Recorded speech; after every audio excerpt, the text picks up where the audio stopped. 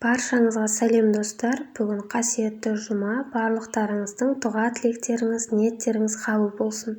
Бүгін мен сіздерге осындай керемет, жұмсақ, жақсы көтеріліп шығатын бауырсақтың рецептісімен бөлісемін. Міне қараңыздар, біздің бауырсақтарымыз осындай жақсы көтерілген, ортасы үлпілдек, пышны болып шығады. Міндетті түрде менің рецептіммен жасап көріңіздер. Ең алдымен таза құрғақ ыдысымызды алып, үстінен 1 стакан жылы сүтімізді құямыз, 1 стакан жылы суымызды құямыз. Біздің барлық қоспаларымыз жылы күйінде болуы тиіс.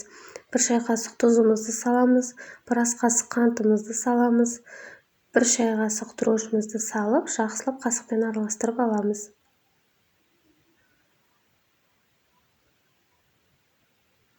Үстінен 1 ас қасық қаймағымызды саламыз. Кез келген қаймақты қолдансаңыздар болады. 30 граммдай сұйық майымызды қосамыз. Жақсылап қасықпен араластырып аламыз. Електен өткізілген ұнымызды міндетті түрде ұндарыңызды електен өткізіп алыңыздар.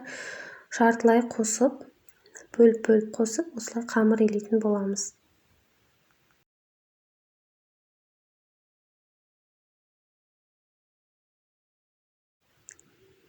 Қамырымызды қатты емес, орташа жұмсақтықта илейтін боламыз.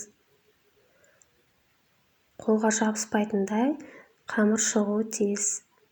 Міне осындай болып шығады біздің қамырымыз. Енді ашытқан қамырымыздың бетін целлофанмен жауып 1 сағатқа көтерілуге қоямыз. Көтерілген қамырымызды алып, үстелдің үстіне түсіріп аламыз.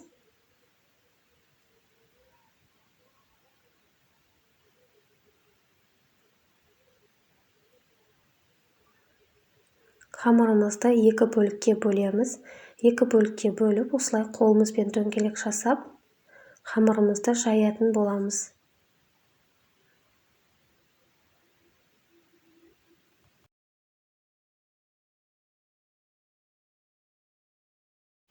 Қамырымызды жұқа етіп жаямыз. Сол кезде біздің бауырсағымыз жақсы көтеріліп, ортасы үрленген шар тәріздес болып, пышны болып шығады. Егер сіздерге бауырсақтың ортасы тығыздау, қалыңдау болғаны ұнайтын болса, қамырларыңызды кішкене қалыңырақ етіп жайсаңыздар болады. Жайылып болған қамырымызды осындай стаканның көмегімен дөңгелектеп кесіп алатын боламыз. Өздеріңізге ұнаған формада, кез келген формада кесе берсеңіздер болады. Барлық қамырымызды кесіп болғаннан кейін кішкене көтерілуге қамырымызды бетін жауып қоямыз. Көтерілген қамырларымызды қызып тұрған майымызға салып, 2 бетін қызарғанша пісіріп аламыз.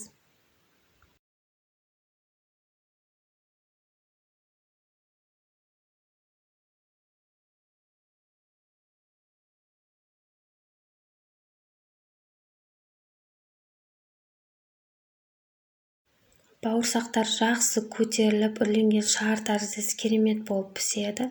Міндетті түрде осы менің рецептіммен жасап көріңіздер. Видео ұнаса, каналыма тіркеліп кетуді ұмытпаңыздар.